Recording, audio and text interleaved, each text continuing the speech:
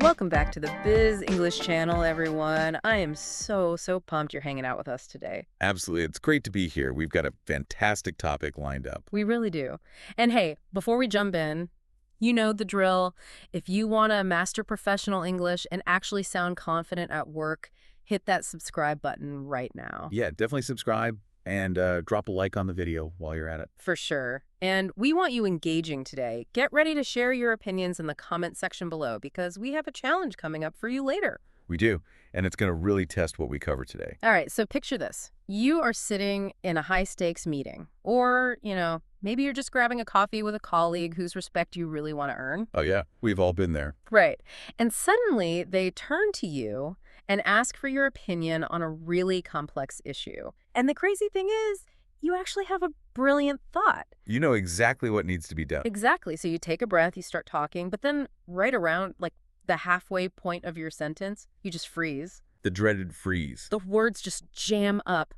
Or worse, the opposite happens. You start rambling, just searching for the point you were trying to make. Yeah, over-explaining every little detail. Right, until you sound completely scattered and just unsure of yourself. It is an incredibly frustrating experience. I mean, the worst part is you can actually feel it happening in real time. Oh, it's the worst. You're just watching yourself crash and burn. You literally watch your own argument dissolve right in front of you. Mm.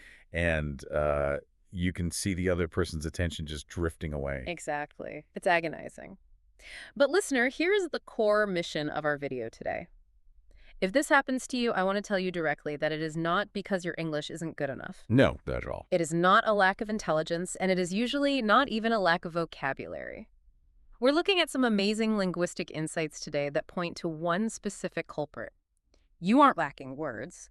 You are just missing the correct connectors. That is the calm, insightful truth of the matter right there. I mean, we tend to think of fluency as just having a massive dictionary in our heads. Right, like you just need to memorize more flashcards. Exactly. But true fluency isn't just about knowing lots of individual words. It's really about knowing how to link them together.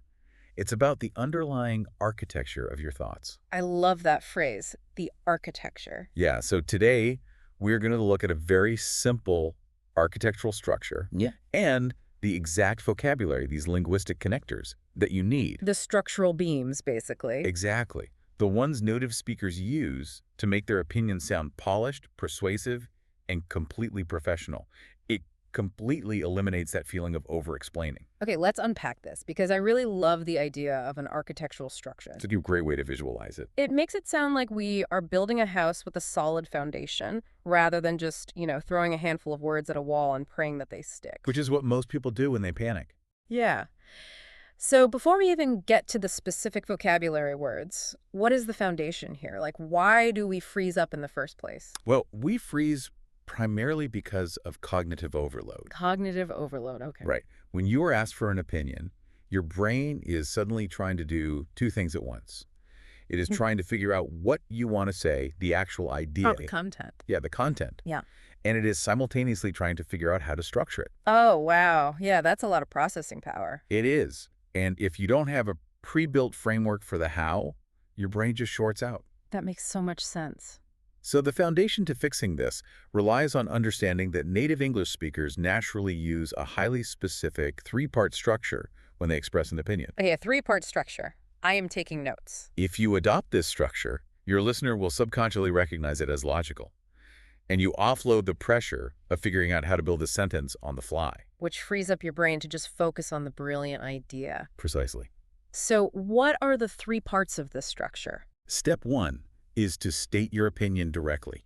You don't apologize for it. You don't hedge with a lot of ums and ahs. You just say it. Just a bold, simple claim. Exactly. Use a clear sentence starter like, I believe, or I think, or I feel. I like that. It sets the anchor right away. It does. Now, step two is where you explain why. Because an opinion without a why is really just a demand. Yeah, or just a baseless assertion. Like, okay, good for you, but why should I care? Exactly. So this step is where our connectors are going to come into play. It's the supporting evidence that justifies step one. Okay, so claim, then reason. What's step three? Step three is the critical one that almost everybody forgets when they are nervous. You wrap the whole thing up with a conclusion or a specific question to invite discussion. Okay, hold on. Let me visualize this. It's a sandwich. A sandwich. Hear me out. Step one is the top bun. It's the bold claim, the thing you grab onto so your hands don't get messy, right? Like, I believe we need to change the budget. Okay, I see where you're going with this. Step two is the meat. Or, the grilled veggies, if that's your thing. It's the reasoning that actually gives the sandwich its substance, its flavor, its nutritional value. Or the connectors. Yeah. And then step three, that concluding question, is the bottom bun. It holds the entire thing together. That is actually a remarkably accurate analogy. Thank you. I try. And if we look at the psychology of the bottom bun, ending with a question, it highlights why this structure is so brilliant. How so? Well, when you are nervous and rambling, you tend to just trail off into an awkward silence. Oh, the dreaded fade out, yeah. Right. But when you end with a question, you successfully transfer the conversational pressure off of yourself and onto the other person. Wow, you are literally handing the sandwich over for them to take a bite. Exactly. You pass the baton. But let me push back on that for a second. Go ahead. If I'm in a boardroom and a senior executive asks for my take, and I give my opinion but immediately bounce a question right back to them, doesn't that look a bit evasive? What do you mean by evasive? Like I'm deflecting because I'm not confident? Like I'm saying, I don't know, what do you think? That is a great distinction to make. It only looks evasive if your question is defensive. Defensive? Okay. But if your question is collaborative, it looks like leadership. You aren't saying, I don't know, what do you think? You are saying, here is my firm stance, here is the data backing it up. How does that align with your timeline? Ah, okay. That is a completely different vibe. It is. You are inviting them to build on your foundation, which changes the dynamic from a monologue to a dialogue. It shows you are secure enough in your opinion to have it immediately tested. I love that. It's very powerful. Give me an example of how the sandwich works in the real world. Let's do a social, lower stakes one first. Sure. Let's say you're discussing a movie with friends. Step one, the top bun. I think the new Wicked movie was fantastic. Strong start. Step two, the meat, using a connector. Because the actors did incredible justice to the roles and didn't stray from the original Broadway characters. Nice. And the bottom bun. Step three, what did you think about the casting? Man, it is so clean. I think the movie was great because of the acting. What did you think? Simple, right? It has a definitive start, middle, and end. You literally cannot get lost in that sentence. Exactly. It prevents the ramble. How about a professional context? Does it scale up? It scales up perfectly to the professional setting. Here is step one. I believe we should adjust the project timeline. Top bun. Got it. Step two. Since the current deadlines don't give us enough time for thorough quality control. Okay, the meat. Step three. What's your take on pushing the launch by a week? Bottom bun. Handing it over. Okay, the structure makes total sense. But I noticed in that professional example, you didn't use the word because. Good catch. You used since. Which brings us to the actual meat of the sandwich. We really need to talk about these connectors. We do, and we can break these down into categories, starting with cause and result connectors. Awesome. These are the structural beams you use to explain why you think something or what happened as a result. Right, because just saying, I think we should delay the project is going to annoy people unless you give them the why. Absolutely. So let's look at because. It's the standard. Yes. Because is your everyday reliable workhorse. It establishes a direct cause and effect relationship. Like, I like this vendor because their response time is fast. Super straightforward. But as you noticed, I use since in the timeline example. Yeah, why use since? What's the hidden nuance there? Because to me, honestly, they mean the exact same thing. They do share meaning, but since carries a very specific social nuance. Ooh, a social nuance. You use since when the reason you are about to give is already obvious or known to everyone in the room. It's shared knowledge. Shared knowledge. Okay, give me an example. For example, if we are standing by a window and it is a beautiful, cloudless day, I would say, since the sun is shining, let's go for a walk. Right. Yeah. Because I don't need to inform you that the sun is shining. Right. You can literally see it. Exactly. You don't use, because for something that obvious, it sounds slightly unnatural. Oh, that is fascinating. So in a meeting, if everyone has been complaining all week that we are behind schedule, I'd say since we are running behind, let's push the deadline. Got on. I'm not breaking new information to them. I'm building consensus. Exactly. It validates the shared reality of the room. It says, we all know this is true, therefore, here is my opinion. That is so smart. It's incredibly persuasive because you are starting from a point of agreement. Now let's look at two more in this cause category: due to and because of. Now, those definitely mean the same thing, right? Come on. They essentially serve the exact same function, yes, but due to is notably more formal. Okay, so it's a tone thing. Exactly. You would likely write due to in an official email to a client explaining a shipping delay. But you'd say because of when you are venting to your colleague at the coffee machine. Here's where it gets really interesting, and I have to ask the obvious question. Go for it. If because, since, due to, and because of all basically serve the exact same function of explaining why shouldn't I just pick because and use it every single time? I mean, if we want to reduce cognitive load, wouldn't stripping away the options make my life easier? It's a very logical question, and honestly, a lot of learners do exactly that. Right. Keep it simple. But if we connect this to the bigger picture of how human beings communicate, relying on a single word for every situation makes you sound robotic. Ah, I see. English speakers are highly attuned to variety and rhythm. Using a range of connectors gives your speech a natural cadence. It makes it flow better. Plus, vocabulary variety is how you signal your awareness of the social environment. Right, matching the tone of the room. Exactly. You want to sound formal and authoritative in a boardroom, but approachable and casual at a team lunch. You need different tools for different jobs. That makes total sense. I mean, you don't wear a tuxedo to a beach party, and you don't wear flip-flops to a board meeting. Perfect analogy. We need the flexibility to match the room. Exactly. But speaking of tools, I really have to warn you about a critical grammatical trap with due to and because of. Oh boy, a trap. It is a mistake that trips up highly proficient speakers constantly. Okay, lay it on me. Due to and because of must be followed by a noun phrase. Always. Wait, unpack that for me. What do you mean by a noun phrase? I mean, you cannot say, I was late due to it was raining. Oh, because it was raining is a full sentence, basically. Exactly. The phrase it was raining is a full clause. It has a subject and a verb. You cannot stick that after due to. Okay. You must distill the reason down to a noun phrase. Yeah. You have to say, I was late due to traffic, or the meeting was canceled because of the storm. Oh, due to traffic, because of the storm. You drop the verb entirely. Yes. You don't say because the storm was bad, just the noun, the storm. Correct. And if you find yourself needing to use the full clause because the explanation is really complex, you just resort back to our workhorse. Which is because. Right. You just say, I was late because it was raining. Okay, that is a massive distinction. And honestly, it's such a common mistake. It really is. Hey, listener, we want to hear from you right now. We love seeing how you apply this stuff. Pause this video. Think about a recent decision. Maybe why you started learning English or why you moved to a new city. Yeah, real-world examples. Go down to the comments and write a sentence using since or due to. We are reading them, so drop your comment right now. Let's see those noun phrases with due to. Yes. Get the grammar right. Yeah. Okay, so that covers the cause, right? The backward-looking why. But what about the forward-looking results? Right. Result connectors are simply the flip side of the coin. Okay. Instead of looking backward at the cause that pushed you, you're looking forward at the outcome that resulted. We use words like so and phrases like which is why. Got it. For instance, I studied the data intensely, so I caught the error early. Nice and simple. Or the first quarter went remarkably well, which is why we are expanding the team. Which is why I like that. That has a really clean, forward-moving momentum to it. It does. Very professional. But wait, this brings up a totally different scenario for me. Oh. What's that? Sometimes I'm not explaining a cause that happened in the past. Yeah.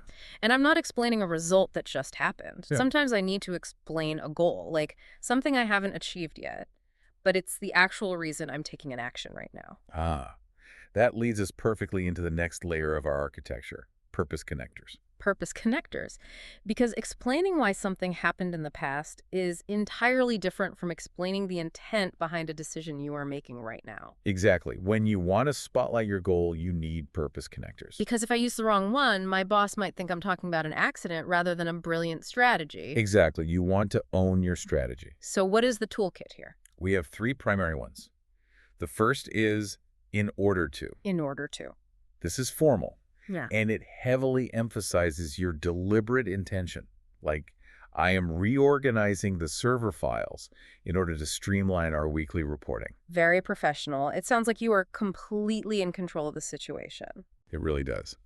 Now, the second one is the everyday casual conversational equivalent, which is just the word to. Just two. Yeah. I joined this task force to improve my leadership skills. It's quick, it's efficient, and we use it constantly. Right. Like, I went to the store to buy milk. You don't need to say in order for groceries. Exactly. Save the formal ones for when you need them. But the third one is where things get really interesting. Oh, I love when it gets interesting. What is it? So that when we want to focus heavily on the ultimate desired outcome. Give me an example. I am front-loading the project this week so that I can take Thursday off. Okay, hold on. We just talked about the word so a minute ago in the results category. We did. Like, I studied the data, so I caught the error. Right. Now we have so that. I'm working hard so that I can take Thursday off. What is the actual practical difference there? It's a great question. Because to a listener, so-and-so that sound dangerously similar. This raises one of the most important questions in this entire discussion. It's a highly specific nuance that changes the entire story you were telling. Okay, I am all ears. Let's compare two sentences directly. Sentence A, I traveled by car so that I could take more equipment. Sentence B, I traveled by car so I was able to take more equipment. Honestly, if someone said this to me in a meeting, my brain would process them as identical. They are subtle, but they communicate fundamentally different realities. How so? In sentence A, I traveled by car so that I could take more equipment. The phrase "so that" highlights your original deliberate plan. Taking more equipment was the specific purpose you evaluated when deciding how to travel. That was the strategic goal from day one. Okay, I see that. It was pre-planned. The equipment was the reason for the car. Exactly. But in sentence B, I traveled by car, so I was able to take more equipment. Using "just so" emphasizes an ultimate result. A result. It might not have been your original deciding factor at all. Maybe you just traveled by car because you hate flying, or you wanted to listen to a podcast. Right, right. But the happy, coincidental result was that you fit more boxes in the trunk. So that is strategy and intention. So it's just stating the final reality. Oh, wow. Let me see if I can map this out. Go for it.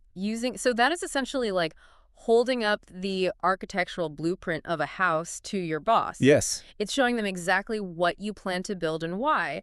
But using "just so" is like holding up a photograph of the house after it's already built. That is a phenomenal analogy. It's just a picture of what ended up happening, regardless of whether it was part of the original master plan. Yes. So that is the blueprint of your intent. So it's merely the photograph of the result. That is wild. And when you're trying to prove your competence in a professional setting, you want to be showing people blueprints. You want them to know that good results were your intention, not just happy accidents. Man, that distinction alone completely changes how I'm going to explain my decisions moving forward. Hey, if you're having aha moments like this right now, make sure you hit subscribe so you don't miss our future vocabulary breakdowns here on the Biz English channel. Absolutely. You don't want to miss out. Okay, so we have our blueprint. We know how to show intent. But let's say I'm in a really tough negotiation. Okay, high stakes. Right. I state my opinion, the top bun. I use a brilliant purpose connector to show my blueprint, the meat. Sounds good so far. But honestly, sometimes one single reason isn't enough to persuade a skeptical crowd. That is very true. If I'm trying to convince my department to change software vendors, one, because Telly isn't going to win the argument, I need an arsenal of reasons. That is a very realistic scenario. Complex problems require multifaceted solutions. Right. But this is exactly where I feel like people usually start to sound scattered. They just start listing things off. Yes, the dreaded bulleted list. Exactly. How do I stack multiple reasons without sounding like I am literally just reading a boring list from a PowerPoint? Like, reason 1, reason 2, reason 3. It sounds so dry. And frankly, a bit defensive. To avoid sounding like a defensive list, we use a specific set of connectors designed for stacking. Stacking connectors. Awesome. These words build momentum rather than just adding bulk to your sentence. I'll give you 4 excellent ones. I am ready. The first is another reason is, this simply adds a separate, distinct supporting point while keeping the structure very clear. Give me an example. One reason I prefer this software is the processing speed. Another reason is their 24/7 customer support. Classic. It tells the listener, hey, hold on, I have a second pillar to this argument. Exactly. What's next? Yeah, what is next? Next is plus. This is much more casual, fantastic for everyday speech, or informal team syncs. Us. Like, the interface is really intuitive, plus it integrates with our current email system. I use plus all the time. It feels very conversational, almost like you're adding a bonus feature. It does. Now, a very neutral, highly common alternative is also. Also, It reduces our overhead costs. yeah, Also, it requires less training time for new hires. easy enough, very standard. But the fourth one, which is arguably the most powerful, is on top of that. On top of that, oh, I like the sound of that. You use this phrase when you want to add major emphasis or when you are highlighting a particularly surprising or impressive detail that puts your argument over the edge. It carries real rhetorical weight. It does. On top of that, it sounds like you're dropping a mic. Like, oh, you thought my first point was good? Well, on top of that, Exactly. It demands attention. Let's look at a quick example. If someone asks why you love your new neighborhood, you could say, I love my new neighborhood because it's only a 10-minute walk to the office. On top of that, all my closest friends live on the same street. oh, it flows beautifully. It builds real excitement. It does. Yeah. But there is a crucial formatting rule you must remember with these stacking connectors. A rule. Okay. The mechanics of how you deliver them really matter. On top of that, and another reason is, can only be used at the very beginning of a new sentence. Wait, really? The very beginning? Yes, they're introductory phrases for a brand new thought. Yeah. You cannot squeeze them into the middle of an existing clause. You need the full stop of a period before you deploy them. Got it. So it's, I love my neighborhood because it's close to work. Full stop. Deep breath. On top of that, my friends live there. Precisely. They command their own sentence because they are introducing a brand new major piece of the architecture. Oh, that makes sense. The pause gives your listener a millisecond to digest the first point before you hit them with the second. So what does this all mean? We have covered a lot of structural ground today. Let's synthesize this toolkit. Let's do it. First, to avoid the dreaded mid-sentence freeze, we rely on the ultimate sandwich structure. You state your bold opinion as the top bun. You give your solid reasoning using a connector as the meat. And you immediately ask a collaborative question to pass the conversation back, the bottom bun. And for the meat of that sandwich, we explored cause and result connectors, like because and since. Remembering that since relies on shared knowledge. Right, the sun is shining. We looked at the grammatical trap of due to requiring a noun phrase. No full clauses allowed. Due to traffic. We unpacked purpose connectors to show strategy, like in order to, and so that. The critical difference between the blueprint of your intent and the photograph of the result. My favorite part.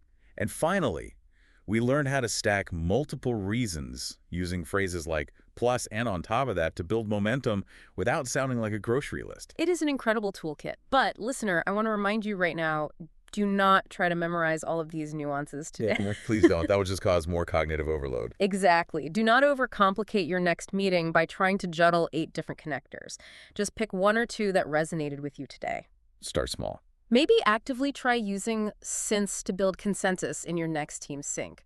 Or focus on handing over the bottom bun question when you finish a thought. And if I can leave you with a final thought to mull over, consider this.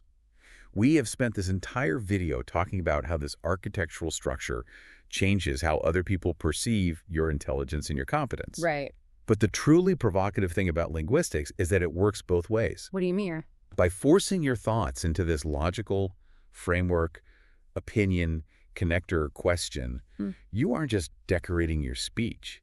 You are actually training your brain to formulate clearer, more rational ideas before you even open your mouth. Oh, wow. The structure doesn't just deliver your thoughts, it refines them. By building better linguistic bridges, you actually become a clearer thinker overall. The structure becomes the thought. That is a fascinating concept to carry with us. It really changes the game.